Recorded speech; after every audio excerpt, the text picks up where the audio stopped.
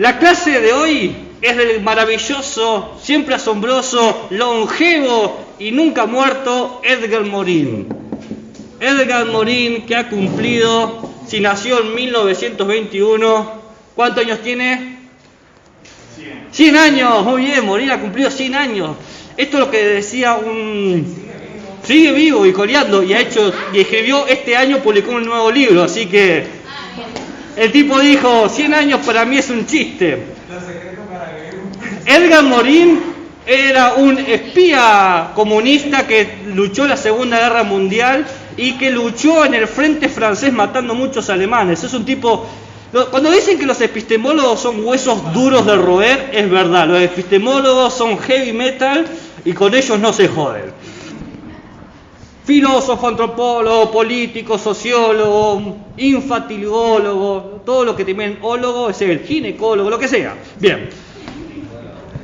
Condecorado con la Legión de Honor, cada año que tiene un nuevo doctorado encima, porque le dan muchos honoris causa. ¿Sabes lo que es el doctorado honoris causa? Cuando te premian tu trayectoria. Te dice, usted ha trabajado muy bien, acá tiene un doctorado, haga lo que quiera. Vos decís, sí, vamos. Él, este muchachito, propone lo que se llama la epistemología de la complejidad. Así que ya empezamos con un tema. Complejo no es complicado. Complicado puede ser tu relación amorosa, compleja es la vida. Complicado quiere decir que es algo difícil de desanudar, como un nudo es complicado. Complejo quiere decir que siempre tiene incertidumbre, como tu relación amorosa, ¿viste? Tu relación amorosa puede ser complicada y compleja. Complicada porque no la puedo desanudar, compleja porque siempre hay incertidumbre, dudas, ignorancias, preguntas. ¿Estará con otro? ¿Con quién estará Esther? Lo importante es yacer en la cama de Esther. No, eso no lo digan.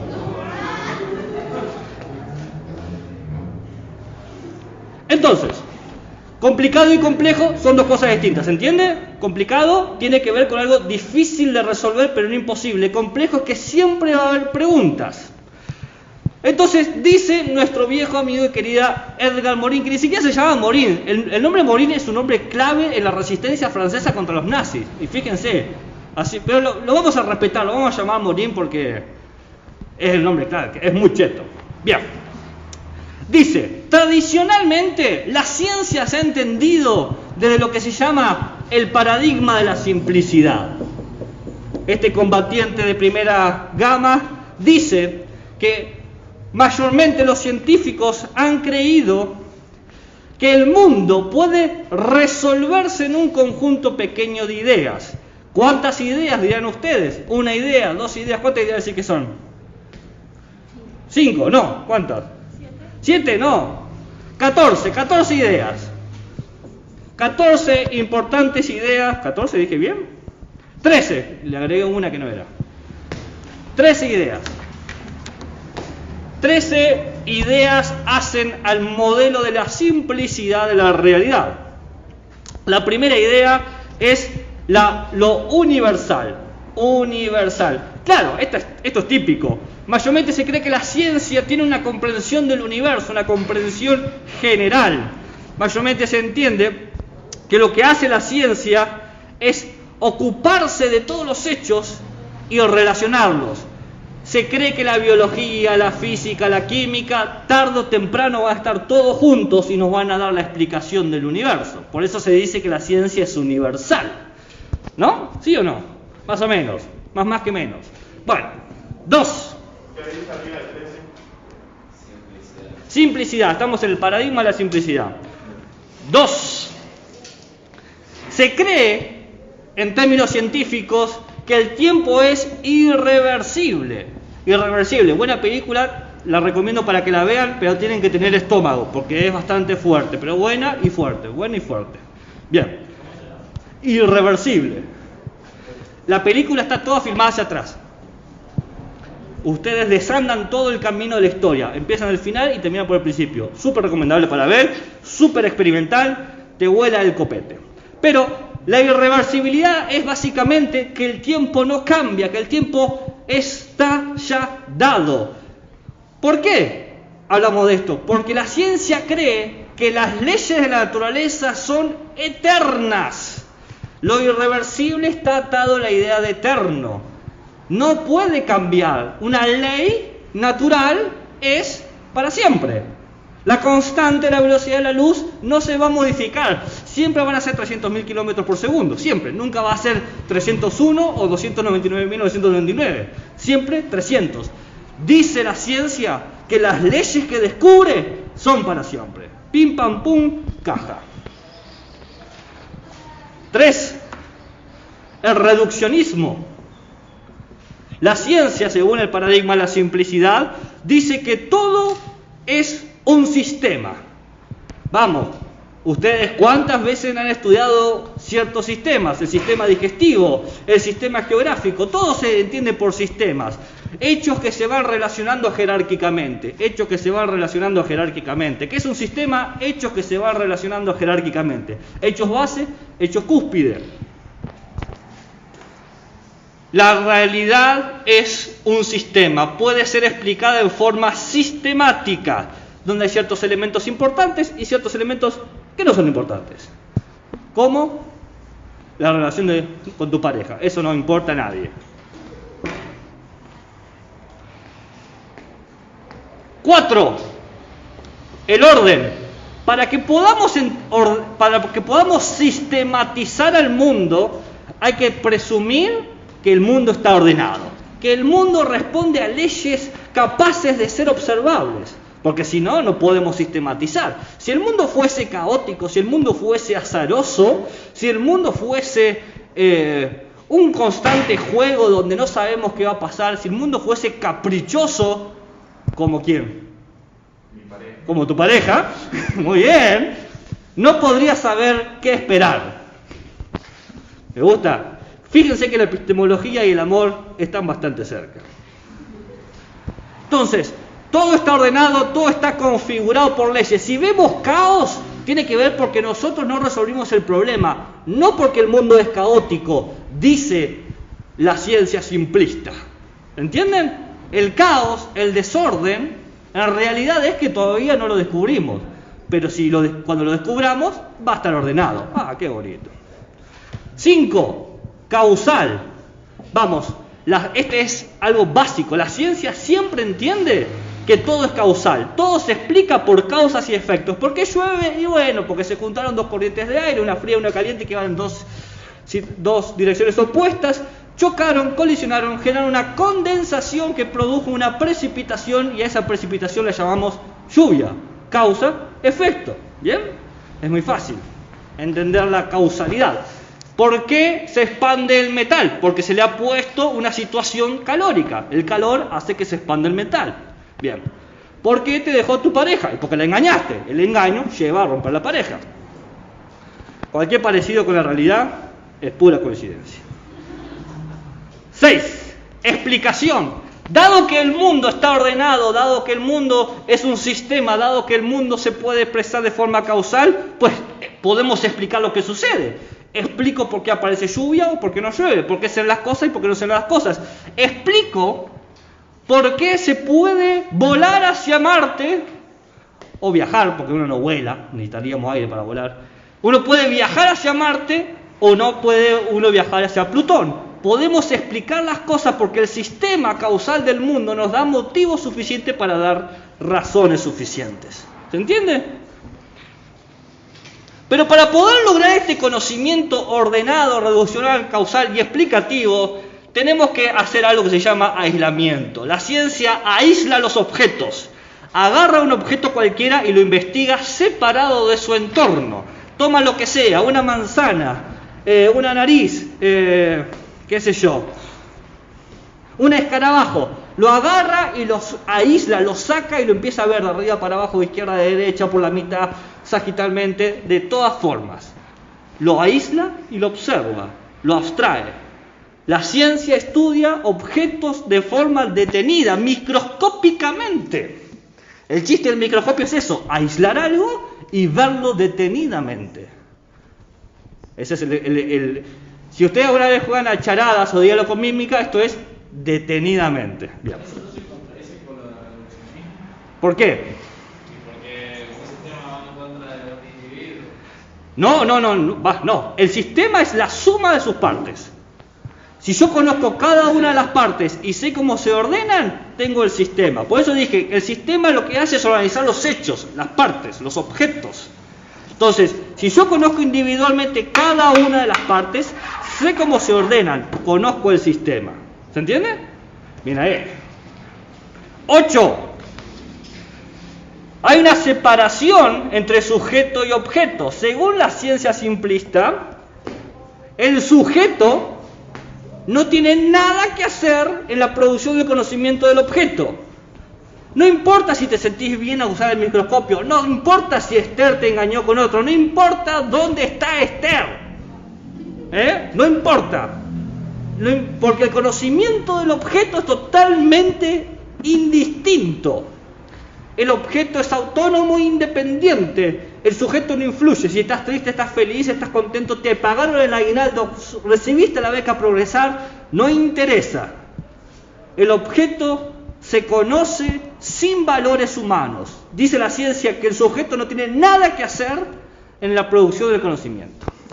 ¿Se entiende eso, no? Bueno, ustedes, en el área que están, ese es el típico problema, ¿no? De las subjetividades.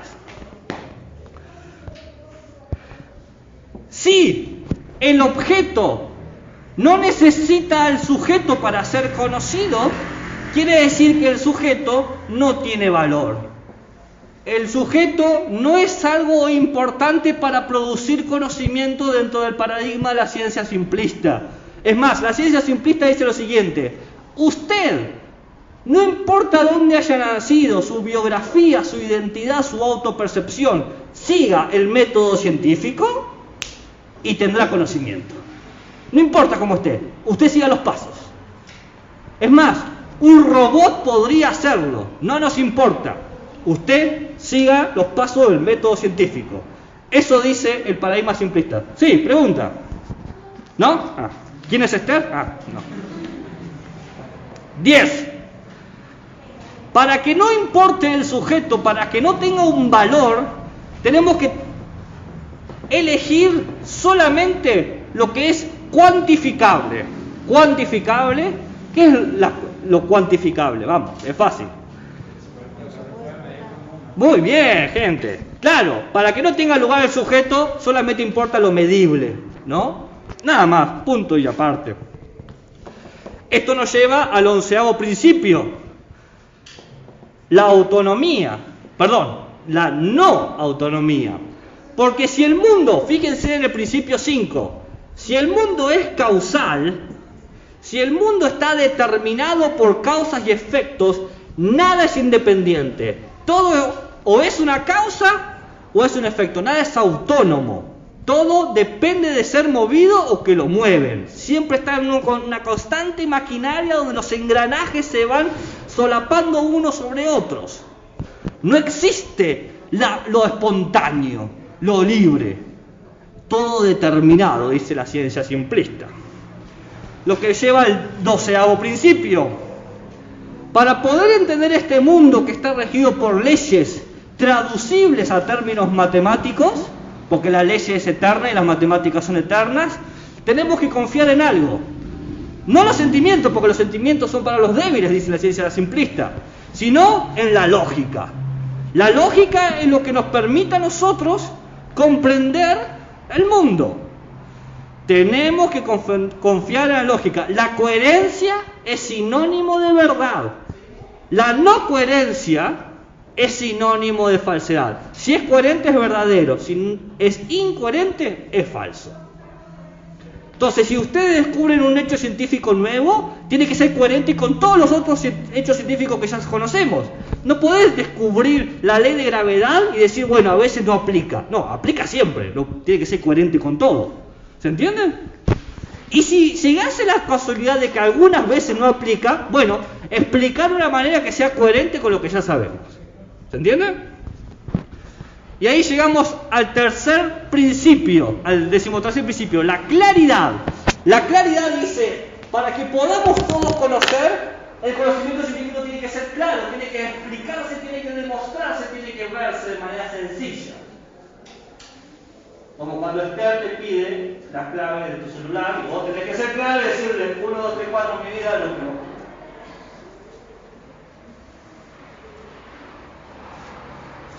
¿Se entiende? Bien. ¿Puedo borrar?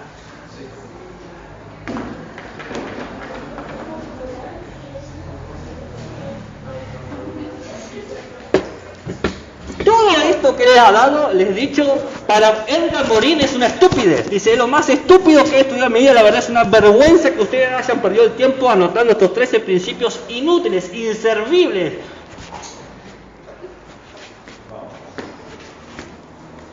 Primero, Esther no es Esther.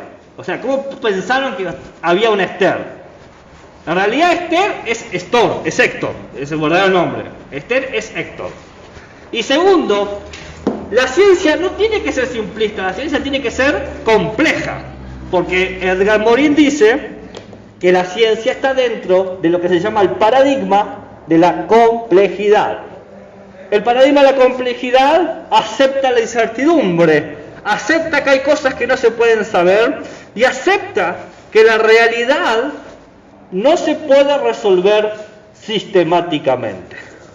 Entonces, para no ser menos, va a proponer otros 13 principios.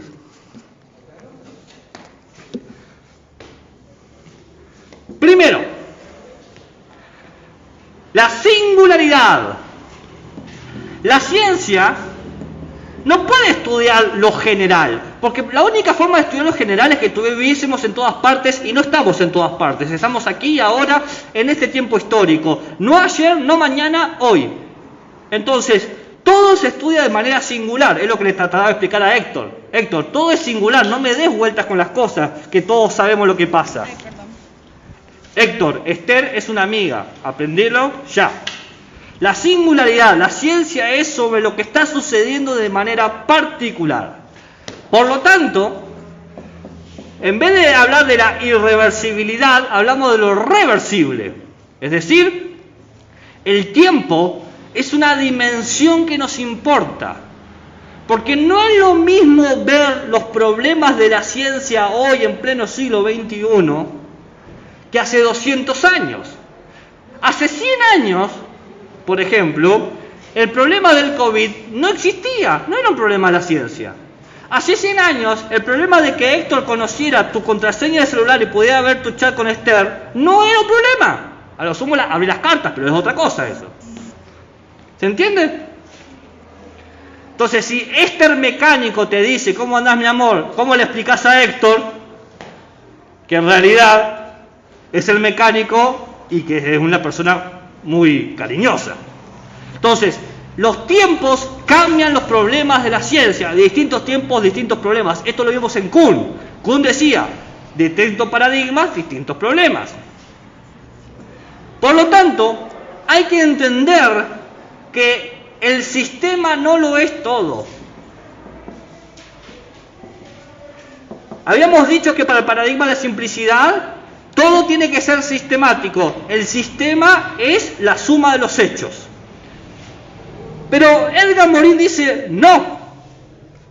El sistema va más allá de los hechos, de la suma, y el sistema depende de esa suma. Entonces el sistema son dos cosas.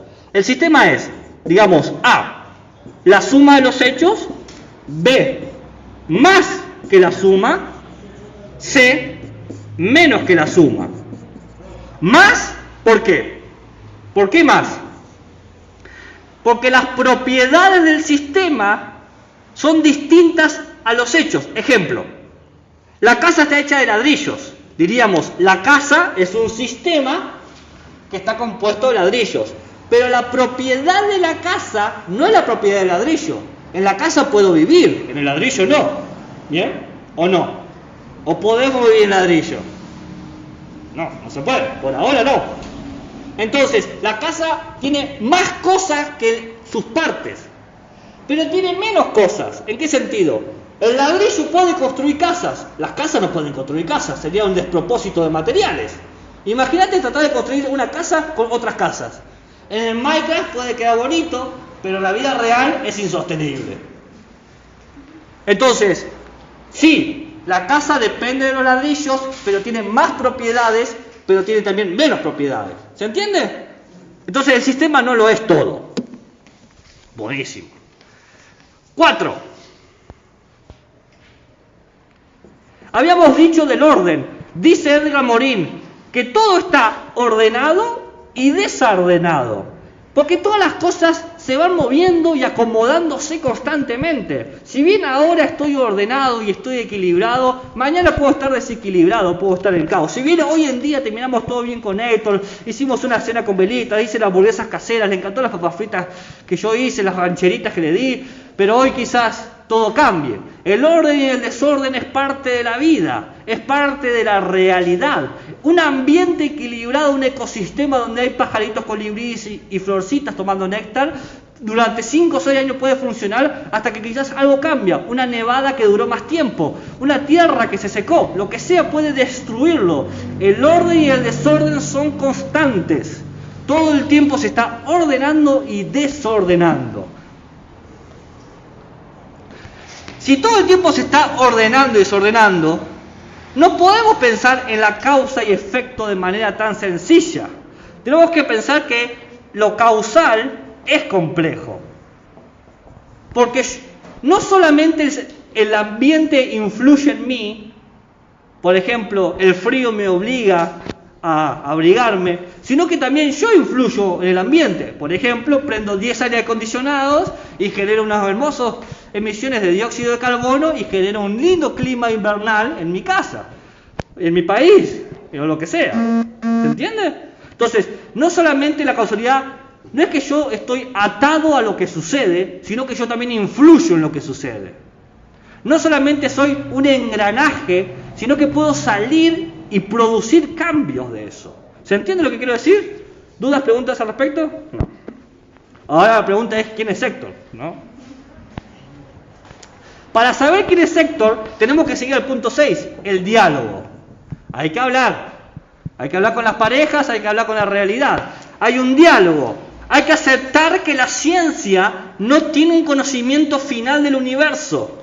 Siempre van a aparecer nuevas preguntas, porque esto es complejidad. Siempre hay ignorancias. Siempre hay cosas que no vamos a saber. Quizás Héctor fue Esther en otra vida. No lo sé. O sí lo sé, pero no se los voy a decir. Para que se mantenga el misterio. Dicen que el misterio es bueno para la relación de pareja. Entonces yo misteriosamente tengo 3 o 4 parejas y es lo que mantiene la chispa.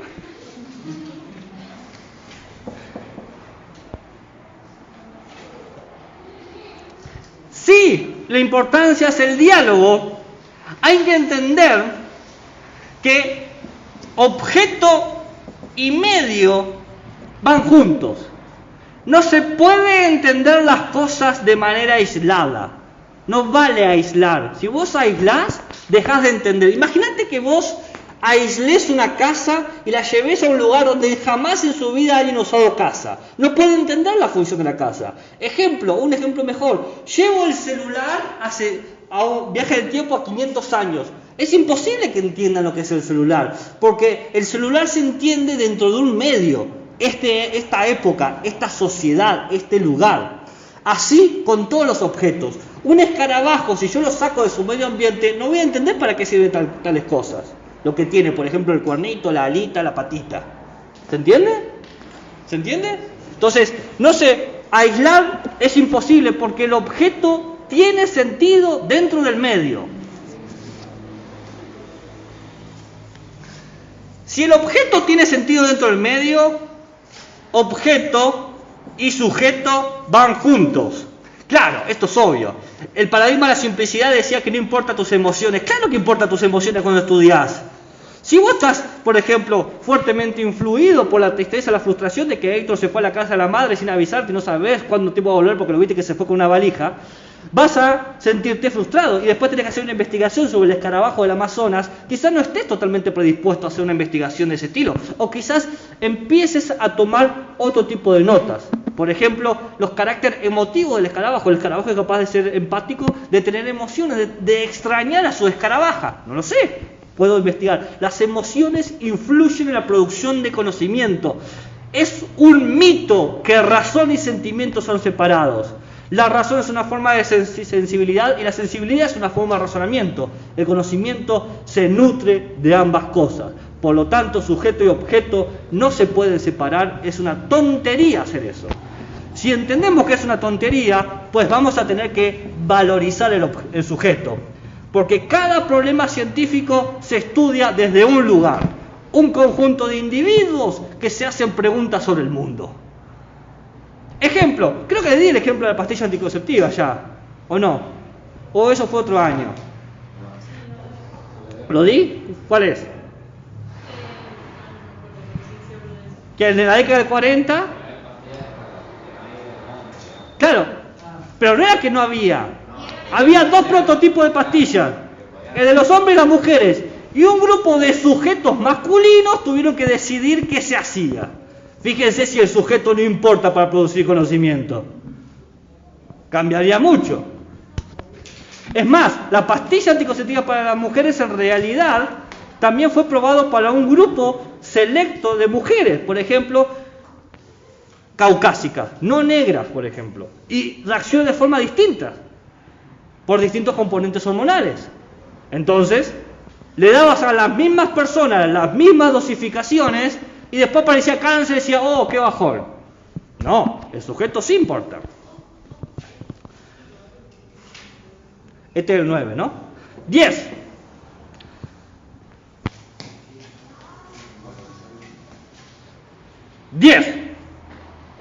Sí, el sujeto importa, sí, el objeto depende del medio o está en el medio. Tenemos que pensar que somos capaces de autoproducirnos. Ya no somos el efecto ciego de causas necias que no importa lo que hagamos. Yo puedo modificarme a mí mismo. Es lo que me dijo Héctor hace 5 años, cuando la conocí como Esther. Yo puedo cambiarme, puedo autoproducirme.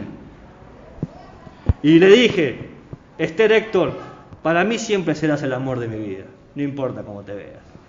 La autoproducción habla de eso, no solamente en términos subjetivos y sociales, sino en términos reales. Los ADN se recodifican y se replantean constantemente, se cambian los medios ambientes. Los propios árboles, las propias plantas se van modificando en generaciones y generaciones. No es algo ciego, no es algo totalmente loco. Para autoproducirse hay que aceptar que hay un grado de autonomía. Un grado, sí. ¿Dependemos del medio ambiente? Sí. El medio ambiente influye. Es más, el medio ambiente te da como ciertas necesidades y opciones, pero uno tiene autonomía en la producción de conocimiento científico porque la realidad es autónoma. A la realidad no le importa lo que vos hagas. No te va preguntando, che, ¿te parece bien que haya un diluvio? ¿Cómo te ves así con un huracán? ¿Movidito? No, no pasa eso.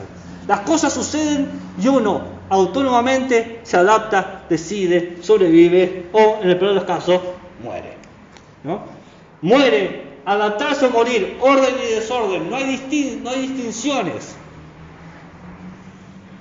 Esto lleva al principio número 12. El discurso de las ciencias no es un discurso simple, es un discurso complejo.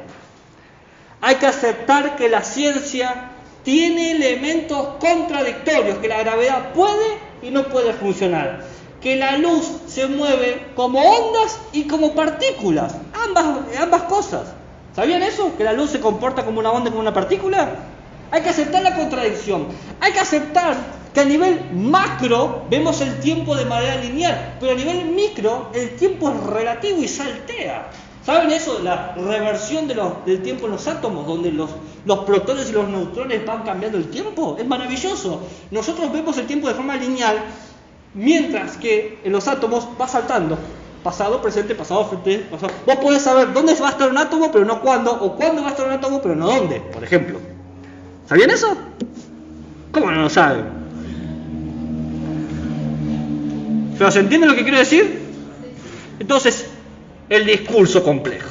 Y 13, los macroconceptos. El macroconcepto es crear un discurso de las ciencias, donde en primer lugar reconozcamos lo siguiente: los términos son tentativos, ningún término va a ser final. Los términos van en razón de una relación sujeto, objeto, ambiente, historia. Sujeto, objeto, ambiente, historia. Distintos sujetos sobre los mismos objetos, en los mismos ambientes, en distintos contextos históricos, descubrieron cosas distintas. Dialogaron con la realidad de forma distinta. Entonces, hay que crear conceptos que toleren esa diversidad, que toleren la física de hace 500 años y la física actual. Y eso un poco se hace cuando hacemos convivir la física newtoniana con la física einsteiniana y la física cuántica. Tres discursos radicalmente distintos que se contradicen.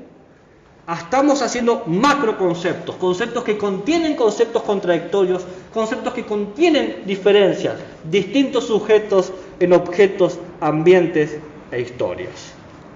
La física es el mismo objeto de estudio, pero tenemos a Einstein, tenemos a Newton, tenemos a Planck, a Schrödinger, tenemos distintos sujetos que van produciendo distintos conocimientos. El paradigma de la complejidad, dice Edgar Morin, es una actualización de la ciencia. La ciencia tiene que hacerse responsable de que no lo sabe todo, de que produce ignorancias también, y que tiene que generar un diálogo permanente con sus científicos y con el público que la usa.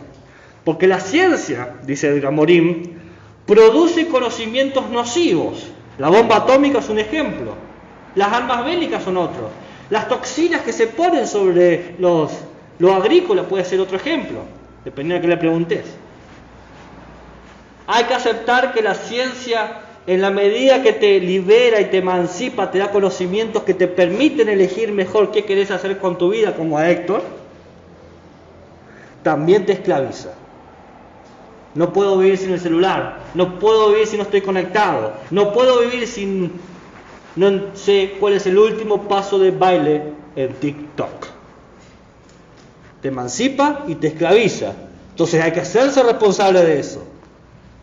Hay que dejar de ser simplistas, de ser ingenuos, abandonar la ingenuidad, de ser naif, de creer que todo es maravilla, de creer que la ciencia es neutral, dice Gamorí. La ciencia no es neutral, porque cierta persona con ciertos financiamientos decidió hacer tal cosa. El ejemplo de la pastilla anticonceptiva es un ejemplo. Esa ciencia no es para nada neutral. Se llama biotecnología del poder. Con los desarrollos farmacológicos manipulo cuerpos.